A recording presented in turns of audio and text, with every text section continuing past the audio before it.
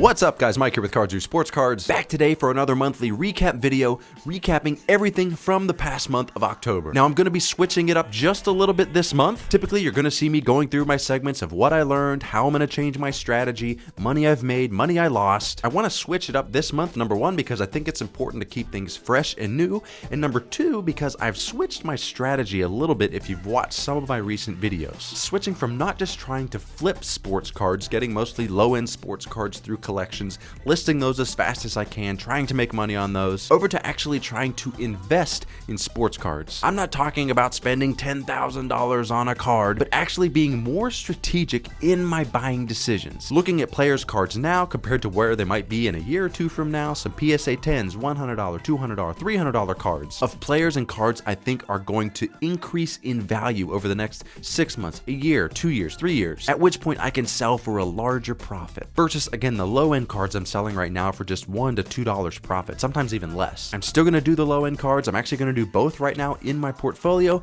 but I'm pivoting my strategy a little bit to see if I can actually make money investing in sports cards. And guess what? You actually can make money investing in sports cards. You can check out my last video, which goes a little bit more in depth on some of the topics I'm going to apply in this video. But one of the things I talked about is that the data literally says that you can make money investing in sports cards. I mean, there's cards that have sold for $200, $300.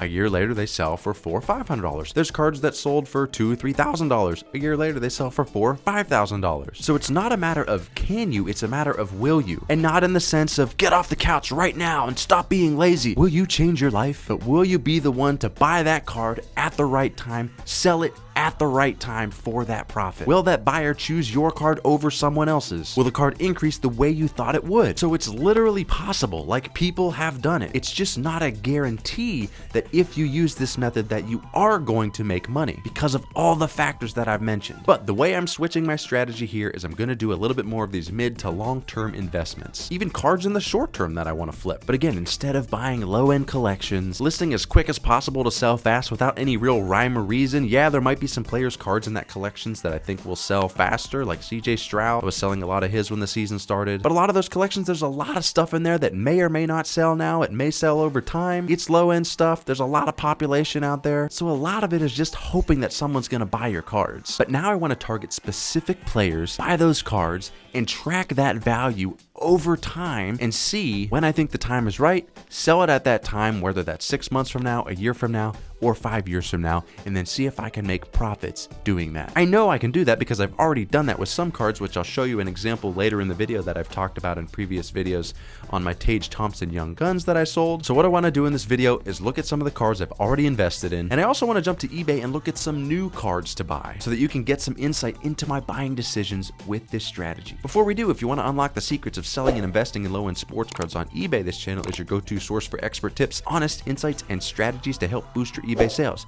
Go ahead, hit that subscribe button for me if you want to stay ahead of the card selling game, maximize your profits, and take your eBay card selling business to the next level. You can also check out my other channel at Puck Mike, where I open and talk about hockey cards. And don't forget, I do have all my affiliate links in the description of the products that I use. If you're interested in those and want to take a look, I really appreciate it, and I do earn a commission on those. All right, let's jump over to my spreadsheet here. Now, you've probably seen various parts of this spreadsheet in the various videos that I've done. What I have here is a new tab, and this is where I'm putting all the cards that I'm tracking. I have all the cards and collections that I buy on a separate tab. I still have my eBay sales on another tab. I even have graded cards on another tab. But this is just for cards I'm going to track on some type of schedule. Cards that I've purchased that I think at some point will increase in value, I hope, based on whatever factors those end up being. And I think that I can make money on them at some point. Just to touch briefly on some of the decisions I've already made. Some of these on this list are older cards I've invested in before I really gave much thought to this method. So some may not be the best choice in terms of investments, but we're going to track anyway. Some of these I am still pretty comfortable with. For example, if you look at this Torrey Horton card right here, bought this at an SGC 10, only paid $14.64 for it. Unfortunately, had a season-ending injury this year in college. I'm hoping he may declare for the draft next year though, and hoping that some hype will build at that point and hoping to sell this at that time. Same thing with some of these MLB cards here. Isaiah Drake, guy's only 19, but round 5 draft pick, no MLB games yet. Probably a long shot on this one for any profit. Just kind of took a risk on that one, saw it at a cheap price. Paul Skeens just bought this one $230. Already graded a PSA 10, number to 50. Definitely had possibly the most hype he's going to have this year because it was his first year. Might be a long shot on that as well in terms of increasing in value, but I also know the Pirates because I grew up in Pennsylvania and they literally trade every good player that comes their way because the owners don't want to win, I guess. So he could get traded to a good team, rebuild that hype again. We'll see where that one goes next year when the season rolls around. Also happy to hold on to that one for a while. I mean, in 3 to 5 years, I just can't see that card's not going to increase in value unless he just completely sucks going forward from here on out. All right, so let's jump over to eBay and get some insight into my buying process here. Now, I'm probably going to do a video at some point that talks about the different methods you can use when you're going to buy cards,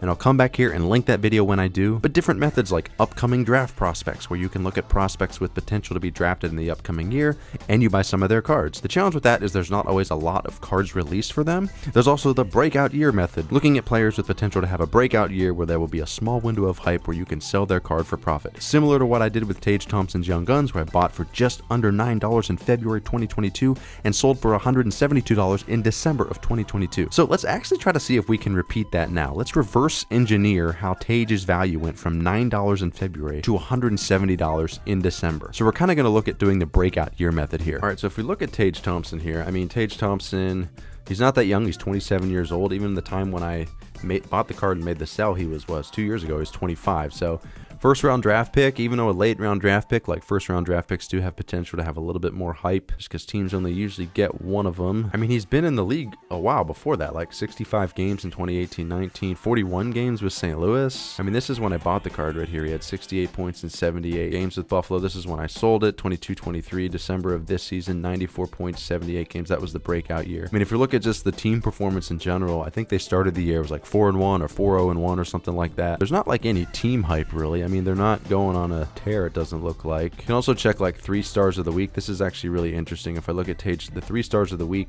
for that season, I sold this card, I think December 9th, December 11th. He was is this the second star? He was the second star for a week. December 18th, second star for the week. So, I mean, that's not a coincidence. He must have just had a really good week. If we go to the NHL stats, it's just NHL.com. I mean, starting off the season, where is he in total points? I think he was like 91 or something here. He's not high on the list to start the season. He's not in the top 50 yet, even, a handful of games into the season. Let's jump further here as we get into just the end of October, November 1st. Okay, so now he's on the list. At this point now, he's played 10 games. He's got 12 points. I kind of want to see what he did that week of December. Unfortunately, this is not working right now. I don't know if there's a limitation on this, but it's not letting me go past November 1st. I don't know if it's just not working right now, if there's some type of limit, but that's unfortunate. But I mean, clearly he had a really good week. He's 3 stars on the 3-star list that week. So I mean, this is where it gets tricky, and this is where there's a lot of guesswork that goes into this. Doesn't mean that every Tage Thompson you find it's going to happen the same way, especially if we go to eBay and we look for Tage Thompson Young Guns. Even if we look at this price history over time, I mean, granted, there is some outliers in this data. I found that there's like graded, ungraded in here. There's parallels. Unfortunately, this isn't 100% only his Young Guns, but I mean, for the most part, even if we look at this year, I mean, 75, 20, I mean, it's just kind of all over a little bit, and it's definitely not going to hit the point that it was when I sold it. I mean, the hype is done. Like, he's had his breakout. He's probably not going to be a Hall of Fame player. He's past the rookie phase. He already had his NHL breakout. Like, there's no other things that could make him hype more. I'm not saying his card couldn't increase in value based on other factors. Maybe the Buffalo Sabres win the Stanley Cup. Maybe he gets MVP and the hype builds again, but going from like $10 to $172, I just don't see that happening again. So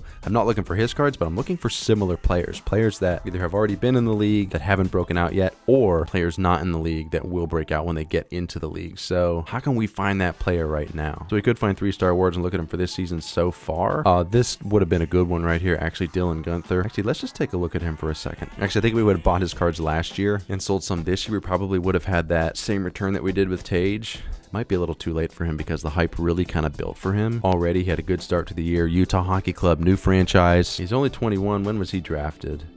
9th overall. Yeah, I just feel like the time to flip that card maybe has passed already, but we can maybe take a look at some of his. All these other players are kind of old news already. We can just look at some of Dylan's hockey cards. Definitely not going to go for Future Watch autos. That's insane. There's a Young Guns PSA 10 150. I just don't think this is going to increase in value. I mean, let's look at those stats again. I mean, it didn't do much last year. I think the Utah Hockey Club has not been doing that great in the standings. I mean, they're 4th. They're 1-1. Okay, so they're 5, 4, and 2. This would be one where I don't think he would just increase in value in like a year or two. I mean, I think it would be if he just had that breakout year and the hype built maybe later in the season or maybe closer to playoffs, but I don't see them making the playoffs. This one would be kind of risky. I don't think we would get back more than 150, to be honest. I might pass on this one. Another method we can use is kind of the mid-season call-up of AHL players having a good year, rookies that haven't been called yet that could make their season debut this year and really make an impact. Actually, I don't think they have 3 stars of the week. I think they have a player of the week. So Egor Sokolov. Shoot, I think I had some of his cards, or one of his cards that I actually sold. So here we go, players of the week.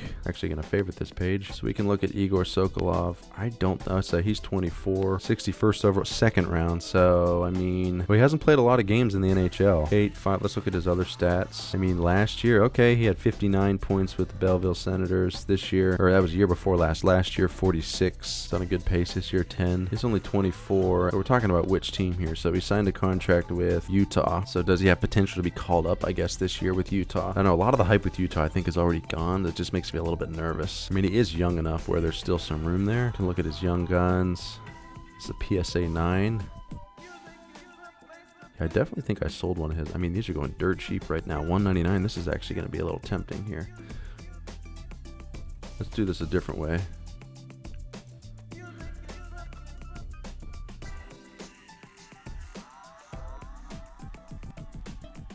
I mean, this guy's off the radar right now in terms of hype, which is actually kind of amazing. That's what you want. But we want graded cards, though. So let's go down here.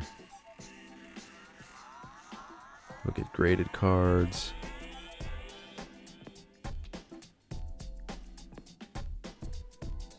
Oh, this is a French. If this was a PSA 10, that would be great. Those French ones, collectors really like those in the hockey space. PSA 9, PSA 10. I mean, this is just a regular PSA 10 Young Guns. I mean, that one I might end up buying that one. Ooh, Canvas Young Guns. These black ones. Oh, wow. And that's a PSA 10. Okay, we're definitely buying some of these. This actually looks like the one I'm remembering now. I sold one of his autograph cards. I think I sold this exact card, maybe not that exact card. Now I want to actually go check. I did have a Young Guns of his. It looks like I sold $199. Yeah, but I did have that rookie auto. So I had that exact card ungraded. Sold for like 13 bucks. I don't think it would have got a PSA 10, so it doesn't bother me. 9 out of 10 times here, when I'm buying these cards already graded, I'm buying a PSA 10. I'm not going to buy the 9s. I mean, unless it was like a super rare card that I knew I could get the money back. But this is SGC. I just cannot understand why there's not that much hype around this guy. I mean, is there something I'm missing? I think we're going to go ahead and buy some of these guys. So let's go down and let's make our grade 10, because that's what we want. PSA is always going to give you the most value. I'm not going to buy just a regular Young Guns. This one is actually Young Guns Canvas Black PSA 10. I kind of want something more rare than that. Do I have? Okay, I don't have. I thought I just had the Young Guns search in there. If this was PSA, this would be so amazing. $9.99 is not very low, though.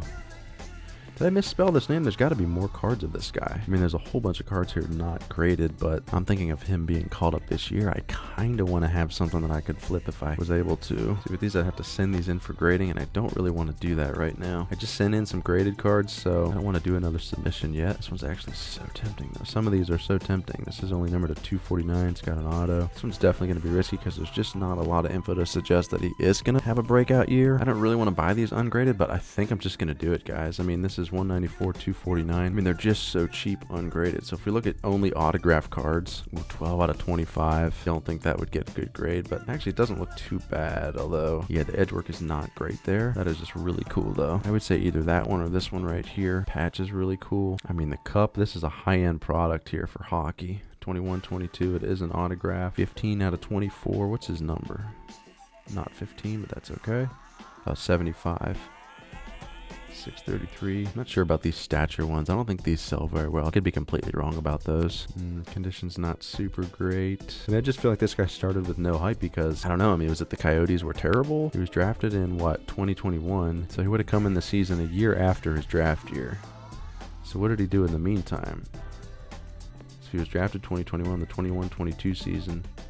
Went back to the WHL. I mean, he had a crazy year. I just can't figure out why there's not a lot of hype around him. All right, guys, let's make some decisions here. This one's only $6. We're going to go ahead and purchase this one. So we're about $10 in. This one here, kind of the same. I wish this was numbered, but I mean, Ultimate's higher end collection with hockey. I mean, $6 for shipping 5. I'm gonna think we're gonna go ahead and snag that one too. Maybe 1 or 2 more. I want one of these higher end ones that has like a low numbered or something like that. There's just a million cards to choose from here, guys. I mean, this one is number 2 out of 15. Patch auto Ultimate collection, again, a higher end product. Look at that patch. That is sick. I mean, we'd be looking at 40. I mean, this is a higher end one, $45. So it also comes down to, do I think this is going to increase at least where I can get like $100 for him? I just feel like it's not going to happen, you know? Let's try to get some lower ones. That is a really cool card though.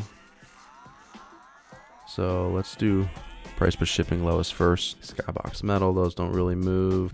Stature, not a huge fan. I already had that one. Let me actually check his Future Watch auto. Those ones usually have a high price tag. I mean, it's so cheap right now. I mean, this one's even numbered at $4.99. So you can kind of see it's tough decisions, you know. It's always a risk, of course. You never know what's gonna increase or not increase in value. So I mean, you're always taking risks here. And this guy's got a coupon on this. I'm going to snag this one too. He's got a coupon on it. I mean, this tells me he kind of wants to move this product. Honestly, I could make an offer. $845, $494 shipping. We'll just see if he accepts. Offer sent, so we'll have to go back and forth on that one. Let's just get one more. Probably stocking up more than I need to here, but not going to get that one. I just feel like there's so much potential with these. We're probably not going to look at any other in this video. I thought we'd not spend as much time on this hockey one, so this is great. But so you're getting some insight into these decisions, trying to figure out who's going to increase in value, who isn't. And again, there's a whole bunch of methods. You could use other methods too, like I guess the other category would be the GOAT category, the greatest of all time. Looking at Tom Brady's, the Jordan's cards that are always going to sell. Well, this one's a gold patch here. It's kind of the same one we just did, only it's gold. I want something so low and so rare, because that's what's going to give you the big return if you do end up selling them. I mean, $4.99, $2.99, $1.99. Number to 25 is kind of all I can find here. Let's check highest price first. Maybe that'll give us something else. Got to be like a number to 10 or something somewhere, right? Oh, here we go. Now we're talking. Now that's definitely not going to happen. $449. Of course, this brings up all the PSA 10s. Oh, this speckled rainbow foil one is pretty cool. All right, we'll just make a decision here. We're going to make an offer on this one here. This one's going to be a little bit higher than I want. 29. We can take a look for grading. I just don't think it's going to grade well. Actually, you know what? I just don't want to do that. If we're going to spend that money, we should spend it on, like, this one here is only 15. Let's do it. We got some low-end ones. Let's make this high-end purchase too. This is numbered to 15. I'm not going to actually go into any other methods in this video because that took a lot longer than I thought it would, but that's great. I wanted to give you some insight into my buying decisions, how I'm deciding to buy cards, how I'm deciding not to buy cards, what methods I'm using. Again, with this new strategy, I'm still doing some of my low-end cards. I'm still listing the lower-end cards, even mid-end cards. I have a ton in my inventory. I love buying those, listing those, and those are fun, and there is a market for those. Keep doing that. But just doing this, tracking these cards, now what I'll do now is go into this spreadsheet here. I'm going to log those cards in that player on this tracking sheet right here, and I'm just going to keep tabs on them throughout the year. Now that I know there's potential for him to be called up, I'm probably going to check maybe every week and see how's he doing. He was a star of the week in the AHL, so I'm going to check back next week, see how he's doing, see how his stats are in the AHL. Did they call him up to the NHL? All those things, I'm going to track those and see if I can get a return on these at some point. If I see it's going to increase, I'm going to go ahead and try to make that sale. And if not, you know what? You wait. That's part of this investing. I have the freedom where I have a job that pays me well. I don't need to flip these right away to turn that into other money. That's great if you can do that, but I can sit on some of these for a while and really evaluate my decision making and see if this strategy works or doesn't work. I don't have to rush it, which is great, and I'm really grateful for that. And if you can do that, I would recommend doing that too. You want to test this over time to see if it's going to work. That's it, guys. I hope you enjoyed the video. As always, if you want to unlock the secrets of selling and investing in low-end sports cards on eBay, this channel is your go-to source for expert tips, honest insights, and strategies to help boost your eBay sales. Go ahead and hit that subscribe button for me if you want to stay ahead of the card selling game, maximize your profits, and take your eBay card selling business to the next level. You can also check out my other channel at Puck Mike, where I open and talk about hockey cards. Thank you all so much for watching. I'll see you in the next video.